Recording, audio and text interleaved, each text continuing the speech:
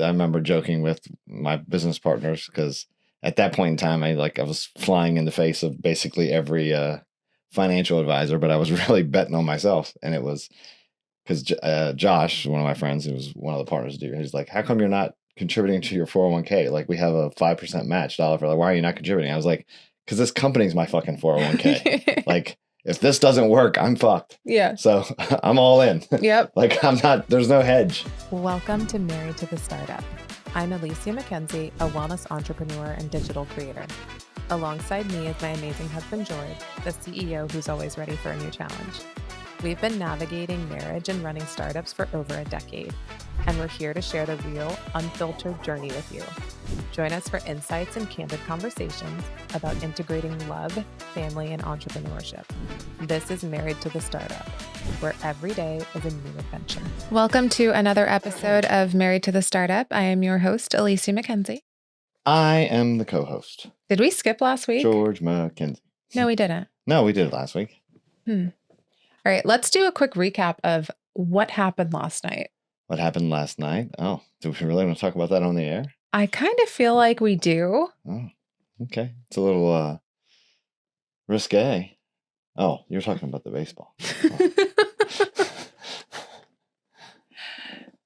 Yes, I'm referring to the baseball game in which a child was injured, an ambulance was called, havoc ensued, and our sweet little 8-year-old baby boy got called up to majors. Yeah. Very unfortunate turn of events, but good news is the boy took a ball to the face, but was not injured seriously. I mean, it's just I think a bloody nose and some bruising, but nothing major. So all's good on that front. And Maverick got his first taste. And I think it was actually beneficial for him to, just scream at him while he's over on the handball court to go grab his bag because he's getting pulled in. No time to stress about it or fret about it. He just, put cleats on, grabbed a glove, and ran to right field. Yeah. And I think it's important because we always say that our kids are so different, right? We have 5 of them. Their personalities are all like different shades of whatever personalities, right? Some are very risk adverse. Some are very fearless. Oh, yeah. And Mav gets a lot of grief because he is very much like the I don't give a fuck about anything type of kid. And without rules and structure, he's going to push the limit to find what that rule or the structure is. And the less structured the more wild he becomes. Yeah. And we get a lot of pushback from the schools because they're concerned that there's some sort of maybe learning difference or something.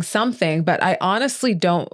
We've had him tested. We've had him evaluated. He's got some sensory issues, but he's a very intelligent little boy who knows the limits of which he can get away with. Right. And when he's in classes like science or even art that's structured, the teacher's very structured and methodical about what she wants and what's allowed and what's not allowed. He functions fantastically. It's when it's a free for all PE, he's has a hard time focusing and following a direction when the directions are nebulous. And as parents, it's easy to say, okay, he's not falling into place in certain things. Maybe you should consider therapies, or maybe you should consider ADHD meds or something. And I've talked to a lot of people that are in our position who feel the way we do, right? Like we have a child who is on ADHD medication. She's very public about it. It's our oldest. And she did not get on those meds until she was later in her high school years. Right. So I think it was junior. It just really helped her focus to get homework done, stuff like that, where I don't see that issue for Maverick or no, but when it really matters. Yeah, exactly. Right? Like you're a I think every kid has attention deficit disorder. Shit, I have attention deficit disorder. And you think about the generation now, we used to watch scripted 30-minute cartoon episodes. Yes. Correct?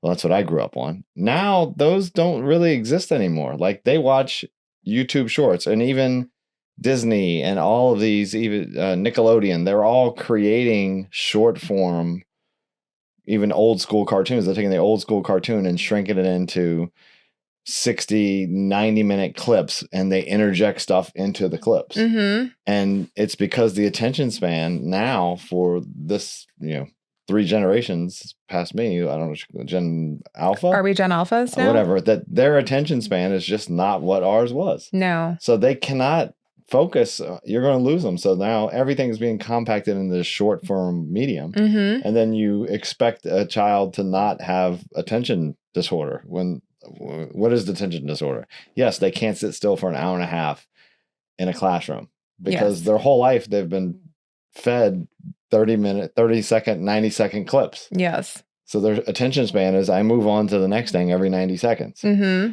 It's like the jackpot and the slot machine. I get that dopamine release, and it's hard to unwire that behavior. Yeah. For some people. Yeah. I mean, yeah, for some people, definitely.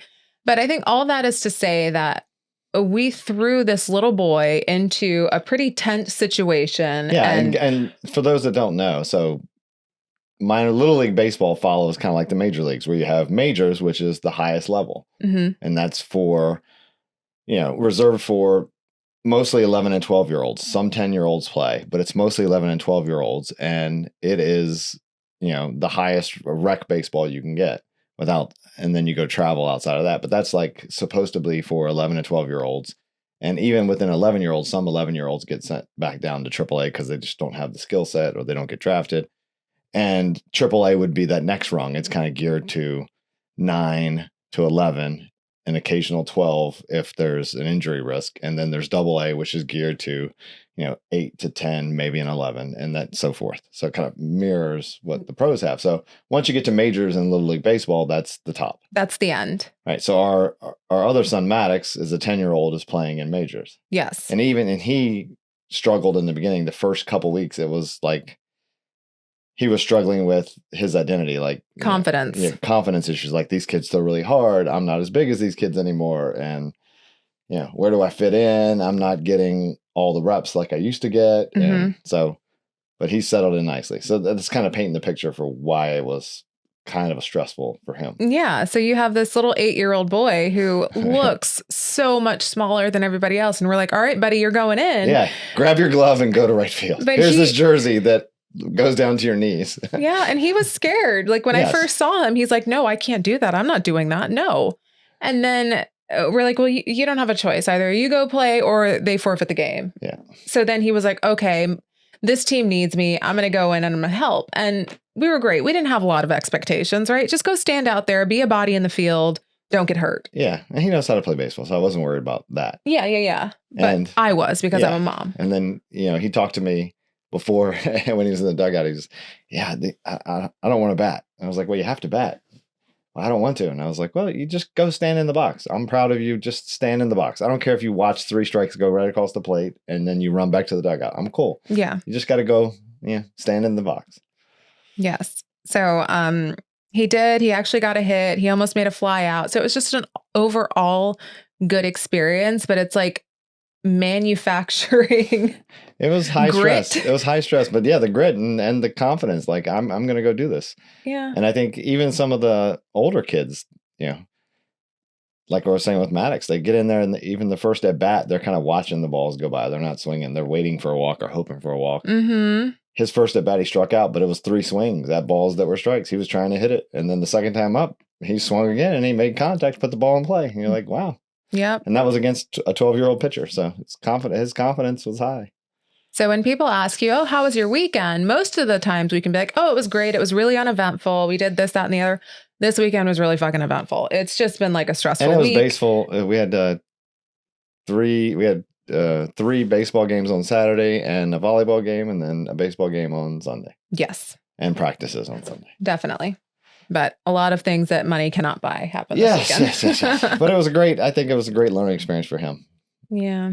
Yeah. He can do hard things. Absolutely. And I don't think it would have panned out that way if the roles been reversed, had it been. Yeah. Maddox would have been very, very reluctant. And I'm sure tears would have formed if he was required to do it. Yes. So I think we named them accordingly. Yeah. All right. So moving on, I think you and I have a lot of conversations around money and like what Manny can't buy and like where we live and do we live in a bubble and are our children growing up in a bubble and should we move? Like maybe we need to expose them to different lifestyles. Just all the things that you question when you were a parent of 5 children, but also growing businesses and also networking and also doing this, that, or the other. Right. Yeah. And then and there's tons of advice you hear out there. And I think I'll touch on one later, but it's sometimes all advice is not applicable all the time. Like some things work in certain environments and they worked for some person and they may not work for everybody. Well, now I'm curious. What advice? Let's just go into it. No, it was like the podcast you listened to where the woman was the high-end travel agent. Okay. And the fake it till you make it. Like, I think that's a double-edged sword. Like sometimes it's yes, if you're not quite there yet, you kind of pretend to be bigger than you are, pretend to be more than you are. And then the downside of that is people that fake it all the time and they never make it. Like if you fake it to the point where I am buying designer clothing and I'm buying all these things and I'm racking up credit card debt because, oh, one day I'll make it. Yeah. And you don't. And your whole life you've kind of fallen into this fake it thing and you spend more money than you make and you dig this hole for yourself and then you have severe unhappiness because your expectations versus reality are so far off. Yeah. So that's where I think that advice of the fake it till you make it, it's all in context and there has to be boundaries. And yeah, it works for some people. Some people it works, right? You fake it, you pretend that you know what you're talking about and eventually it works. Yeah. But I think there's probably a larger portion of people that fake it and don't make it than there are that fake it and make it. Well, and I think there's this version of having money and wealth that can be seen as like, oh, they're living the great life, right? And then you see that version on social media and you can't tell the difference between who is actually living that life and who is just playing that role for the audience. Right. And I find it hard to have a realistic mindset about what people can afford what and where based on the lifestyles that they're living. Yeah. In relation to ours, right? And it's hard to say this because like I want to be sensitive, right? But you always get on me about having an unrealistic expectation about what people can afford or who's making what money or this, that, and the other. And I think it is because of the social media realm where everybody looks like they can afford everything that we can. Yeah. I think that's the fallacy of the social media, snippets and fake it till you make it is it's very hard to differentiate who's honestly purporting like their lifestyle versus who's manufacturing a lifestyle that doesn't really exist. I'm older, but I can't remember when the commercial came out, but it was a commercial that obviously stuck with me because I remember it. It's quite funny. It's a guy, he's mowing his grass on this riding lawnmower. And then his wife is sitting by the pool and his kids are playing in the pool and he's driving and he's like, I've got a 5-bedroom house. We vacation 3 weeks a year, and we've got the pool, and I've got 2 I can't remember the high-end cars, blah, blah, blah. And he goes through all these things, and he goes, and I'm in debt up to my eyeballs. Right? Yes. And you're like, exactly. That's exactly what a lot of people are doing.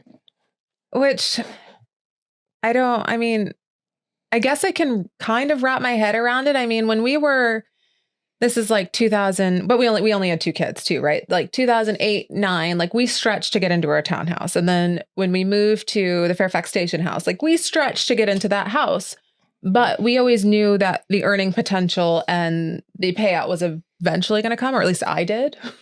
Yeah. I mean, I thought it would come. Like I remember joking with my business partners because at that point in time, I was flying in the face of basically every, financial advisor, but I was really betting on myself. And it was because Josh, one of my friends, who was one of the partners, he's like, how come you're not contributing to your 401k? Like we have a 5% match dollar for, like, why are you not contributing? I was like, because this company's my fucking 401k. Like if this doesn't work, I'm fucked. Yeah. So I'm all in. Yep. Like there's no hedge. 100%. This is going to work. 100%.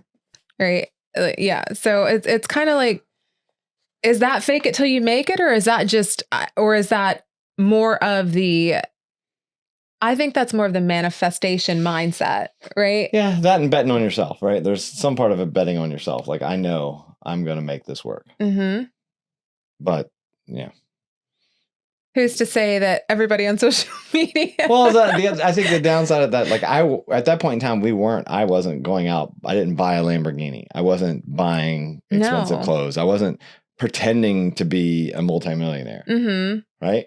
My lifestyle was that of our lifestyle was commiserate with to how much money I was making. Yes. It was just, we knew the future could be brighter and would be brighter because we were going to make it that way. Yeah. But we weren't mortgaging our future for, stuff today. Yeah. Which is what I think a lot of people do. And that whole fake it till you make it, mortgage the future for today. Right. And that's been actually coined a term, right? It's the rise of aspirational poverty. Aspirational poverty. That just, to me, that's like, oh, I'm aspiring to be poor, but I guess you're becoming poor because of your aspirations. Yes, it is people going broke, performing a lifestyle that they cannot sustain. Yeah, I think that's been around forever. It just was never called that, but that's good. Maybe it's more out there because you see it so often. Yeah, and it's probably because it's happening more because of social media. You see, well, it used to be keeping up with the Joneses, right? Was the thing. Like, my neighbor got a new car. I need a new car. Mm-hmm. Now your neighbor who gets the new car is 6 states away and you've never met them. Yeah. But you're like, well, that guy works in real estate and he just bought a brand new car. I work in real estate. I should have a new car. And then you're like, oh, someone's, you know what I mean? You know what I just thought of? Do you think people in our neighborhood are wondering what the hell's going on because we've literally sold 3 of our cars in the last year. And now we're slowly reaccumulating them? It's because we went from having like 6 cars and then like leases expired or use cases just weren't the same. So like, I think we've sold 1, 2, 3. 3 cars and then we just turned one of the leases in. Yeah. Yeah. Right. So our neighbors are probably like, holy shit, the McKenzies are going broke. And now all these new cars are going to start showing up. But that was one thing that somebody had mentioned to me on social media. I was like, oh, you shouldn't be so ostentatious. I was like, if you have seen any of my social media presence, I think I'm one of the least ostentatious people on social media. Like, yeah. Maybe I'm I don't know. Are we ostentatious on social media? I'm not on social media, so I don't know. You see my stuff. Yeah, I don't think so. I mean, it's different. Like, some people are doing it on purpose. Like, you flash, oh, I'm going to do this reel and I'm going to be in my closet where you see 12 Hermes bags behind me, right? Vomit. Like, you see that all the time. Yeah. I don't think you do that. I don't think. No. But because I don't give a shit. There are things that our lifestyle possesses that the average person probably doesn't. Absolutely. But I can't change my lifestyle. Exactly. And if it bothers you, then don't fucking look. I think it's the difference of being authentic versus not. Like, I think some people are purporting to be wealthy, so they have all these things in in their stories to make people think they are wealthy. And like the people that like the housewives that were pretending to be rich and then meanwhile filing false claims and insurance fraud. Oh my gosh. So I mean, I think there's a lot of that goes on, and Instagram and all these social medias contribute to it because everybody wants to be like the keeping up with the Joneses of keeping up with everybody on Instagram. Yeah. So what do we tell our kids? To me, I think it boils down to just happiness. Like, what actually makes you happy? And other people's validation can't do that. Our oldest child was talking about some of her, I guess, previous high school friends who started an online, I think she said like drop shipping company or one of those. Well, yeah, one of the drop shipping companies. She's like, they all up and moved to Miami and they're all like spending thousands and thousands of dollars at like Louis Vuitton and like buying all these cars and all this stuff. And I'm like, this is what she sees online. Mm-hmm. It's not realistic. Yeah. It's not realistic. So, but I mean, I don't even know what to tell her about situations like that. Like, don't look, or it's not real, or it's temporary. I mean. Yeah, I would say that probably, I don't know, I'm sure there's stats out there. It's probably like 5% of what you see on Instagram is real. And it's probably becoming less of that now with AI generating stuff. But yeah, it could also be like, it's like the back in the day, I don't think it exists anymore, but it used to be the reality YouTubers and everything would all move to Austin or California, and there would be like 20 of them in a house. Yes. Filming content in the same house. That's probably still a thing. Right? So none of them could afford that lifestyle, but they're all purporting to have it because all 20 of them are sharing 1/20th of the rent expense and pretending like it's theirs. Yeah. I don't know. All of this makes my head hurt. It makes me not want to be a part of social media. Yeah, but there was Keeping Up with the Joneses before social media was around. I think coveting. What's that one movie? Is it literally called Keeping Up with the Joneses, where that guy like went into severe debt and then ended up driving himself into his pool while he was on a lawnmower, like tied to the lawnmower with a garden hose, and like committed suicide that way? I don't remember that. No. It might be called Keeping Up with the Joneses. Maybe. I don't remember that one. But I always think of like Fun with Dick and Jane. He like steals the guy's sod. You know you're old when you're coveting somebody's sod. Exactly. Right. But I think there's an age-old term that like money cannot buy happiness. Cannot. I don't think that's true. But it buys a wave runner. But it buys a wave runner. No, but really, the number one reason people divorce is due to money. Is it one? No, I think it's the number. It's one, sex is two? I don't know. Okay. I know number one. Money. Right? And it's not necessarily having it. It's more so like the stress of not having it. Yeah. I mean, it creates friction, right? Especially when both partners aren't aligned on spending habits or earning goals. And you know, it all comes down to expectations. Like if you have an expectation of I'm going to be wealthy and I want to be wealthy, and your partner's like, I'm a saver, I'm trying to make sure I pay rent, it becomes difficult to both of you to have the same experience and your expectations to be met.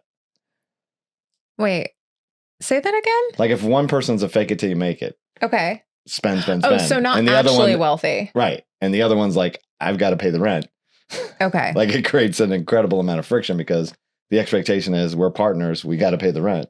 Absolutely. Versus the other person's expectation is, well, I'm going to live this lifestyle until it happens. But you're a saver. I am. I'm a spender. Yeah. We work. We do, but we also have honest conversations about finances. Yeah. The universe will and provide. I get grumpy. The universe will provide. I am the universe. Bullshit. Bullshit. All right. Can we talk about the housing reality? Because sure. I was looking in Redfin. I look at that too much too. I know. It's not good. It's not healthy. What is it about Redfin that like just sucks you in? That's the social media I like. To wanting to move. I don't see you like move. You're No. I just want to dissect this. So when you look at Redfin, you look at $20 million houses here in Northern Virginia. No, I don't. I don't want a $20 million I'm just saying, you look at houses here in Northern Virginia. I look at houses somewhere else. Like where? I've been looking in outskirts of Georgia and Atlanta. Ew. Just outside of Atlanta, like Alpharetta or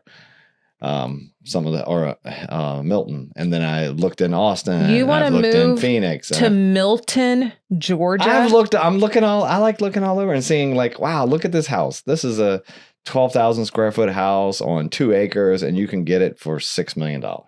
Okay. Or $4 million. And wow. And you look at, what can I get in,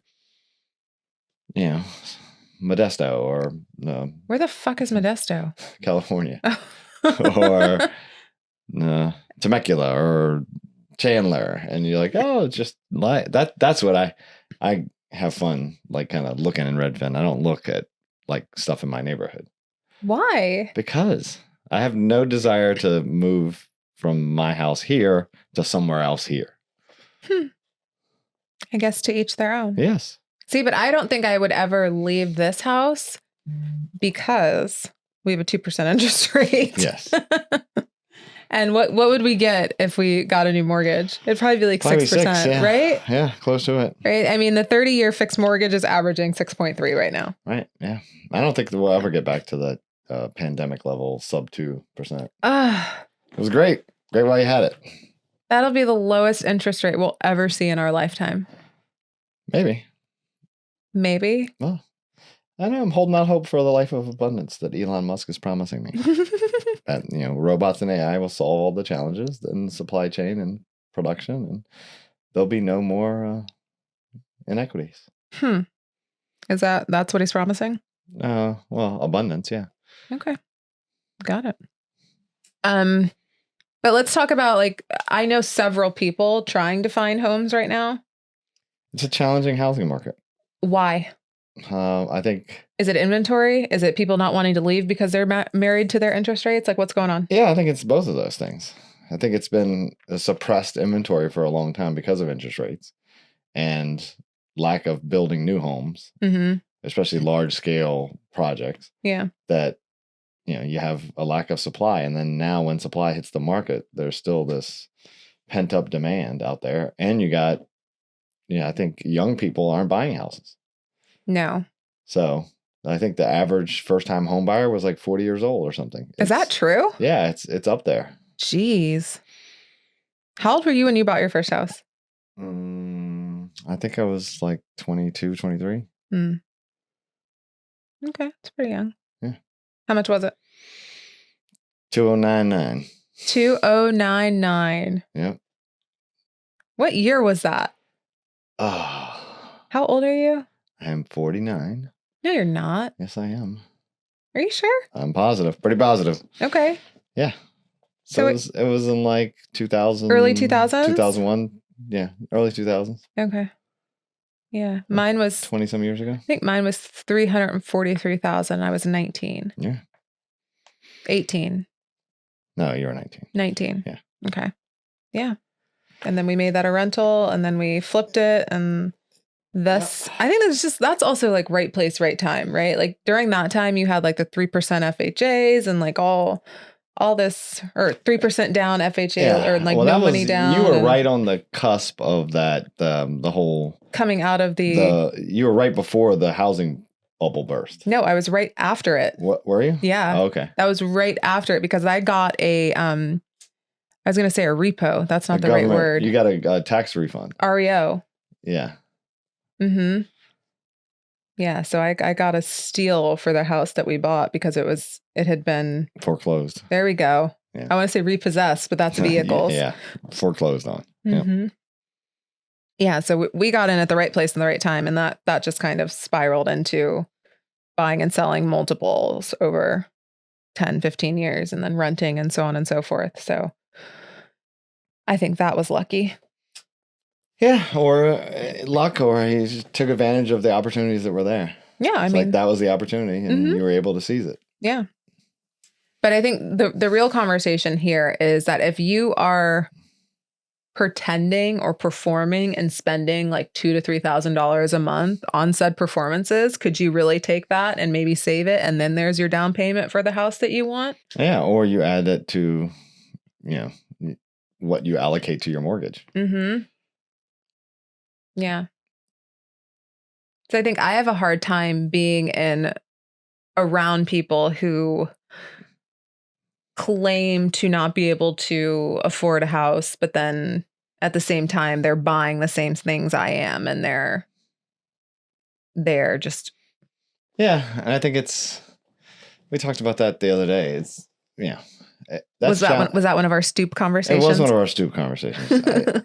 I think that's where we have a lot of the happiness problem is one, expectations, and then two, owning your choices. And unless you're going to change it, you have to, own your choice and live with it. Like some people choose to buy things like that and have, spend thousands of dollars on, clothing or jewelry or events or dinners or what have you. And they've chosen to do that versus choosing to put that money toward their house. So if you do that, you've made that choice, right? Yeah. You can't then complain because you can't afford the house that your choice has bestowed upon you. Yeah. Like, it's the same with, we talked about before, like some women choose or some couples choose not to have children. Yeah. And, some of those couples sometimes I think regret it. And then they are, upset with people that have a lot of kids. And it goes into that you made a choice. Maybe you didn't like it at the time, or you thought you liked it at the time. You reevaluate, you don't like it today, but you made the choice. You kind of have to go with it. There's never a right time to have kids. There really isn't. Unless there's something you can change about the choice. You kind of got to just put it behind you and make the best of where you're at today. Yeah. Versus what could have been. Do you think home ownership is still the dream, right? When you came to the United States, or like when people immigrate to the United States, like they want to own a home, they could start a business, like. Yeah, I'm not sure that's opportunities are endless. Yeah, I don't even know. That's the thing I would be interested if our listeners could tell us. Like, I don't know. What is the American dream? I don't know. Well, Has it been lost? I mean, it'd probably be better to hear it from immigrants, because I think most, natural U.S. citizens that were born here probably have a different opinion of what the American dream is. Mm-hmm. I'm sure people that are coming from oppressed nations come here and the dream is freedom. Yeah. Freedom to own a home, freedom to start a business, freedom to vote, to drive, to educate, to do all these things. And I think and that to me is what the legacy American dream was. And then I'm worried that, birthright citizenship people are more like the American dream is Hollywood, Insta famous, YouTube. Yeah. I don't know. What is the American dream to these people? Like, if you were to ask Ava, what's the American dream? I wonder what her interpretation would be. We should bring her down here and ask her. Yeah, I wonder what she would think it would be. My guess is it's a lot different than the JFK Jr., and his predecessors of owning your own home, a car in every driveway, a hot food on the table. But then if you ask somebody who just recently got their citizenship, right? Like, they're so proud to vote and having their own business and owning their own home. Like, that's still the thing. Yeah. So have we just gotten jaded the longer you've lived here? Yeah. Most American citizens don't have the legacy American dream. Mm-hmm. But yeah, home ownership used to be the thing, because then I own something. This is my home. It's going to be passed down to my kids. But even the conversation we were just having, like, there's very few people anymore that look at a home as a permanent root. Yeah. It's an asset. Mm-hmm. Yeah, it's a place to park money. Yeah, and it's temporary. Like, it's our starter home. Yes. This is our second. This is our forever home, which never works. But I think generations previously, that wasn't the thing. It was, this is my home. Yeah. I own this. This is my land. And that became part of your identity and part of your heritage. And now I think some of that's been lost, that it's just an asset. It's just a house. Which is why the idea of, let's just have a 50-year mortgage to make houses more affordable. That flies in the face of owning something. You'll never own it. You just are renting it under a different name. Absolutely. And I was thinking the other day, I'm like, well, what would it be like to go back to renting? Yeah, some people do it. I don't know if I could do it. I personally couldn't, because my dream was to own my own home. Well, my dream is to be able to paint the wall whatever fucking color I want when I want, right? Yeah. I get a random hair up my ass. Oh, let's paint today. Yeah. Right? So you can't do that. Yeah. I mean, for me, it was when I was growing up, we originally had land and had a house that my father and my grandfather built, and that's where we lived, and defaulted on the mortgage, lost the house, and then we went apartment to townhouse, and we would be in one spot for a year or two, and then we'd get evicted because couldn't pay the rent, and then we'd be somewhere else. Yeah. It was so transient that I was like, I am the opposite of that. I'm buying a house. But it was putting down roots. Negatively transient. Yes. And there's some people that choose to be transient. And I think some of these newer generations kind of do that, where if you run the math, depending on, it's been kind of debunked. I think that formula probably doesn't work now because of the last 10 years and inflation. Mm-hmm. But it used to be, hey, if the inflation rate is 2% a year and the housing market is growing 2% a year, it financially does not make sense to buy a house. Yes. Financially, it's better to rent, because then all of the maintenance, the property taxes, all of those things you can route into a savings account or a 401 or a money market account or IRA and make money on that would outpace what a house would make. Yes. Especially when you consider that most of the first 10 years of your mortgage is just paying interest on interest, right? So if you were to do the rental thing, you make more money in the end. Mm-hmm. It's financially better off for you, and you don't have the maintenance expense of, my washer went out, I got to buy a new washing machine. Oh, my windows are leaking, I need new windows. My roof is leaking, I got to fix my roof. Like, all those expenses never happen. Yeah. So financially, and I could see like millennials, and if you don't have that driving force inside you to say, I want roots. Yeah. Then, renting just seems easier. And maybe. Will we see a rise of the multi-generational household?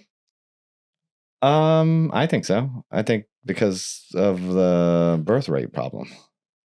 They're going to have more old people than young people. And if, the price to buy things are more expensive, so you're going to want to have help, either childcare help or help paying the bills. So having a multi-generational household helps in that regard. And then there's going to be a lot of older people that need people to care for them and be around. Yeah. And I think that's a good thing. I think civilizations, that's how we used to be. And then somewhere, I don't know when, it became, uncool to have a multi-generational household. I don't know. This is our, 12th year having a multi-generational household? Yeah. Right? 2014. Yeah. And it was born out of necessity. Because our townhouse burned. Yes. Caught fire, so we moved in with your mom. And then it just became, why would we go buy another townhouse? So we have a house. She has a house. She's at our house most of the time, or we're over there. Yeah. And we could just put our money together and get this $1 million house. Yep. And we're like, let's just do that. Let's just do that. And 14 years later, here we are. Yep. So now our 19-year-old is home for the summer. It's weird, isn't it? And it does feel like I walked in the house. Weird. Like, she's only been gone 6 months, and you're like, this is weird. Yeah. Like I walked in the house, she's sitting on the couch. I'm like, where did you come from? Why are you here? I was like, I forgot you were home. Yeah. But she's a good job. Yeah. Job time. Job time. She's actually got a couple of like good job prospects that don't involve being an influencer. Yeah, I know she's working. She's trying. I'm just saying it's the time now to start thinking about jobs. Definitely. It's crazy. All right. The last thing I wanted to touch on, because I know you hate influencers, and I know you. I do. Why do you hate influencers? I don't know. Don't get me started. I'm an old curmudgeon. I just think. I just think you need to produce something of value to society. Do you not think the people that make content for all of the baseball gear that you buy are doing a good job at their job? No. You don't think so? Mm-mm. You don't think that like random ad that you saw for some little T-ball light up stick thing that changes colors when you bat off of it? No, because I know the problem it's solving. I have that. Our kids have that problem. Yes. So I'm like, it used to be the way we would do it is you'd put the ball in the tee and you'd sit beside the tee and you'd put your hand underneath, right? And you'd flash a finger 1 or 2 when they hit. And you risk getting hit in the face or a ball coming off and hitting you. And you're like, wow, I can do this. I can accomplish the same goal without having to get my face hit. This is not the debate on whether or not it was a commercial that influenced me. It was a commercial ad, which has always been around. Who do you think produced that ad? Do you think it was a high production, or was it like a UGC video in which the company paid some brand to make? I think it was an ad. I choose to believe it was an advertisement paid for by the brand marketing company. Okay. You can believe that, but I can, and I shall. If you look at a lot of the branding coming out from like your Uniteds or all of these big name companies, they're paying for user generated content to run as ads on all of their platforms. Okay. So let me rephrase. If it's user-generated content, so it's basically an advertisement, which is created by an influencer, then to me, that is just a commercial. What I disdain is people that have YouTube channels or Instagram channels, and they try to sell you shit that isn't UGC. It's just them posting with, ooh, look at my new Joyride candy. Oh, I'm going to do this video about me flying all over the world so I can pitch my Joyride candy to you. And like that I don't like. Okay, don't talk shit about him because I know exactly what YouTube you're talking about. And his videos are adorable and I watch them with our son. So I think what you don't like is the grift. Yes. There's a big difference between an influencer making actual content and UGC and giving it to brands and being paid accordingly for the work that they're putting into this versus anybody on social media who will shill any product that somebody sends them. Mm-hmm. That is what you don't like, correct? Correct. Or do you just not like all content creators? I guess, I don't know. I'm trying to figure it out. It's a turning point in society, especially when it comes to media. And you see it happening in real time. Like the Oscars just came out with their criteria. And to be nominated for an Oscar, you have to be a human. Gosh. No, I mean, it's true. They put it out there because there are now AI characters in movies that are generated 100% by AI. Yeah. So you cannot be eligible. And then the same with the script. The script has to be 100% written by a human. How can you tell? I don't know how they're going to do it, but that they're setting the guidelines for this is the criteria to get an Oscar. Yeah. Your screenplay, your writing, your music, all has to be done by humans, no AI. And I think what they're trying to do is create this category because if you look at it, the industry, the production companies, like if they have the rights to you, your name, image, and likeness, they can use AI to have you be in whatever movie they want. Yeah. And same with have AI write the movie, have AI orchestrate the movie with music. And there's no more need for, people to create sound effects. Like AI could just do all that. Oh my gosh. Right? And I think the Academy Awards is trying to protect that industry by saying it's got to be human only. Yeah. And if you think about that's where it's a long way of coming back to, I'm worried that scripted television could die. Yeah. Because, our kids don't watch scripted television. No, they don't. It used to be, my generation was all scripted. Your generation was scripted under the guise of the real world. Real world. Yeah. It was scripted, but it was under the guise of reality TV. Yeah. And now I think it's gone from that to reality, just streaming whatever, or AI driven content. That's interesting. It's like that pivot's happening. And worry in the future that there won't be scripted television. It'll all be 60, 90-second snippets of AI generated whatever, or some user screaming into the microphone. Oh my gosh. Right? I think I worry about that. That's a valid concern. Yeah. I mean, it's hard for our son, it's hard for Maverick to sit for a 2-hour movie. Yeah. And I think some of it is just him, but I think some of it's just that generation, like sitting still for 2 hours, watching something is hard. One thing, build a plot and a story arc. Like they want all that in 90 seconds, right? Yeah. And I get it. I get entertained too. Like I love watching some of the stupid AI stuff where like, I'm going to put Tom Cruise in every scene running. Like every famous movie, I'm going to insert Tom Cruise running. And I was like, I'm sold. I'm watching this for 60 seconds. This is awesome.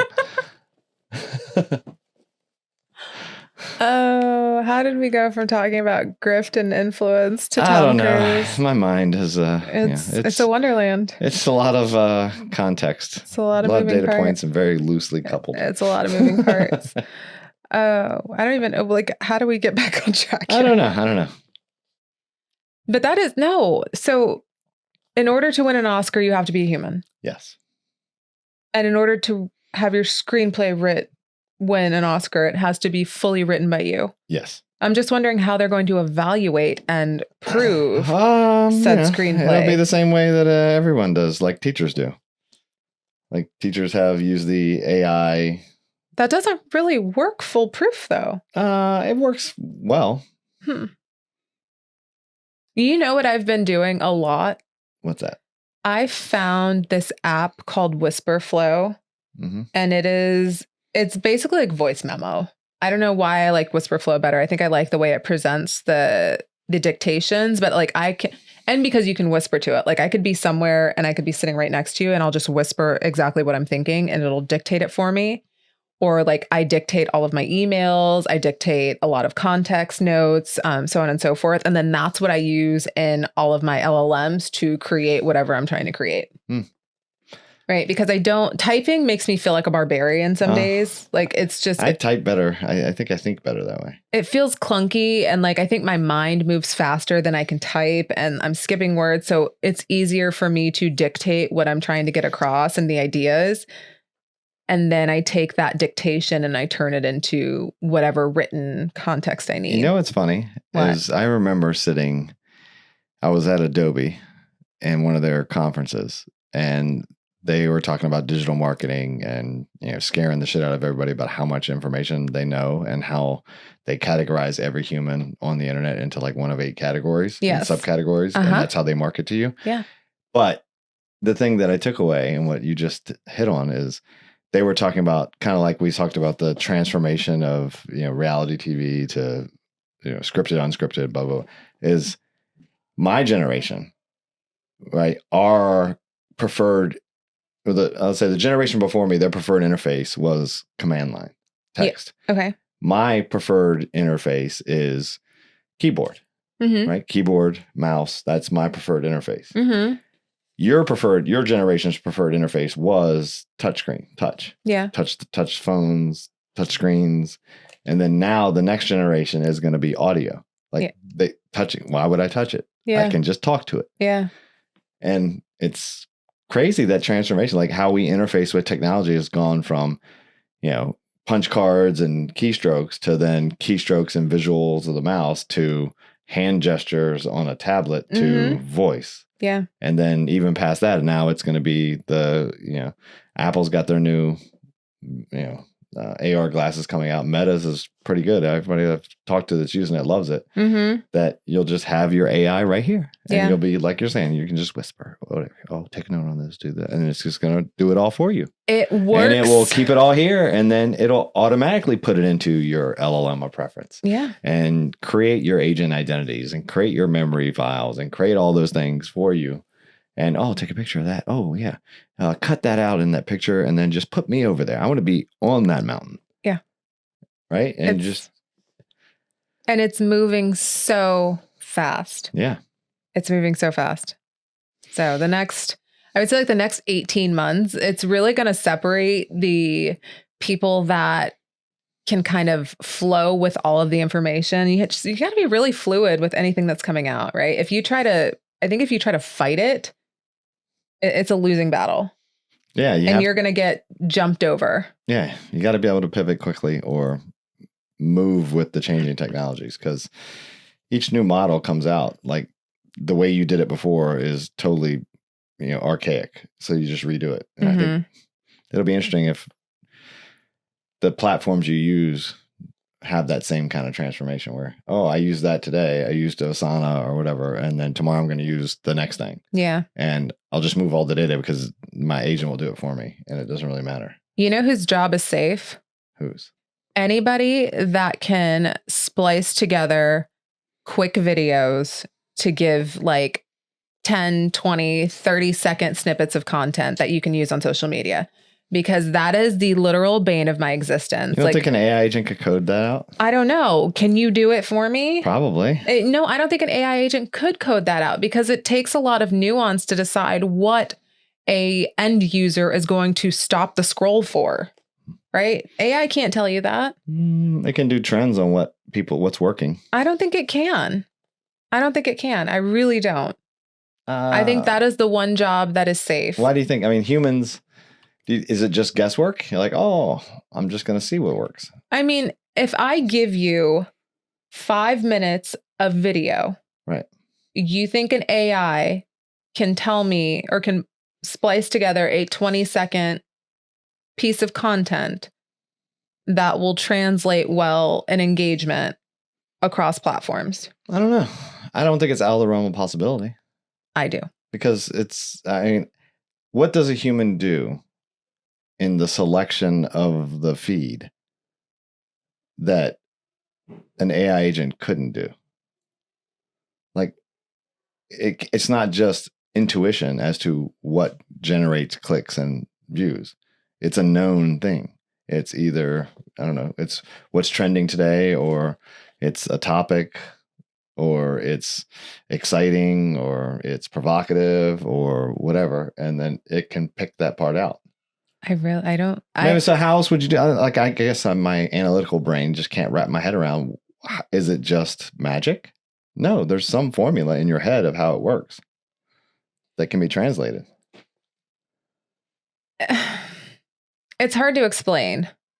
It's really hard to explain because I think there are certain aspects within a piece of content like social media, like, oh, if she's opening the door, will this be interesting enough to get somebody to stop? Like you have 0.03 seconds to catch somebody's attention when they're scrolling.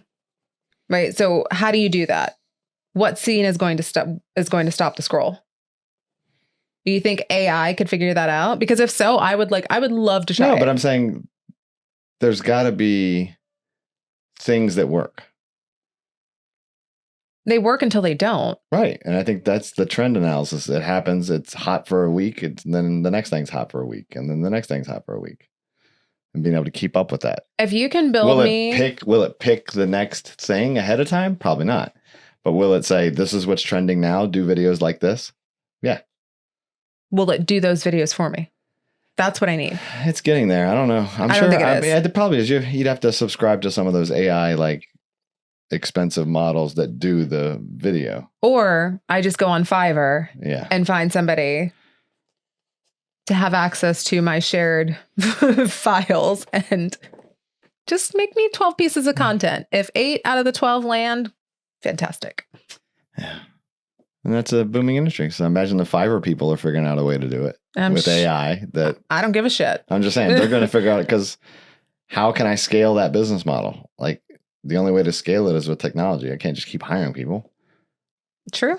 So I have to find a way to automate it and make it better, faster, quicker. So I'm sure whatever the challenge is today, there's someone working on a way to solve it.